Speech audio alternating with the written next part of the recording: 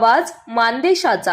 Digital media संघटना मोठमोठी अधिवेशने, पुरस्कार सोहळे आणि प्रसिद्धीच्या गजरात व्यस्त असताना स्वतःच्या सदस्यांवर संकट कोसळल्यावर मात्र पूर्णपणे निष्क्रिय असल्याचे धक्कादायक वास्तव समोर आलंय। एका गंभीर अपघातात जखमी झालेल्या माजी पदाधिकाऱ्याच्या उपचारादरम्यान मदतीसाठी संघटनेकडे धाव घेतली असता कागदपत्रांच्या कारणांमागे लपून संघटनेने थेट हात झटकल्याचा आरोप होत आहे।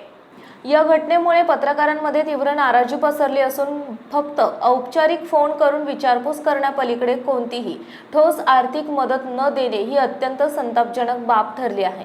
किमान उपचार खर्चासाठी साधी मदतही न करणे म्हणजे संघटनेच्या कार्यपद्धतीवर गंभीर प्रश्न निर्माण करणारे आहे। दरम्यान या गंभीर घटनेची माहिती तात्काळ राज्य स्तरावर पोहोचवणे ही जिल्हाध्यक्षांची जबाबदारी असताना ती पार पडली नाही असंही समोर आलं आहे। राज्य स्तरावरील पदाधिकाऱ्यांनीही पुढाकार घेऊन डॉक्टरांशी संपर्क साधत उपचार खर्चात दिलासा मिळवून देणे अपेक्षित होते, मात्र प्रत्यक्षात ते केवळ औपचारिकतेपुरतेच मर्यादित राहिल्याने संघटनेच्या संवेदनशीलतेवर प्रश्नचिन्ह उभे राहिले आहे। पत्रकारांसाठी लढणारी संघटना अशी ओळख सांगणाऱ्या या संघटनेची खरी भूमिका मात्र या घटनेतून उघड झाली आहे।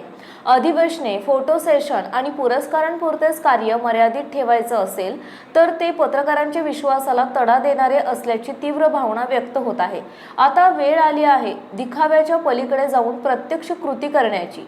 गरजू पत्रकारांसाठी ठोस मदत यंत्रणा उभी केली नाही तर संघटनेविरोधात संताप आणखी तीव्र होण्याची चिन्हे स्पष्ट दिसत आहेत। मानसोफेर न्यूज संपादक बापूसाहेब मिसाळ, वरकुटे, मलवडी। आपल्या जिल्ह्यातील तालुक्यातील लेटेस्ट बातम्या पाहण्यासाठी आजच मानसोफेर न्यूज चॅनलला YouTube वर सबस्क्राइब करा आणि बेल आयकॉन प्रेस करा।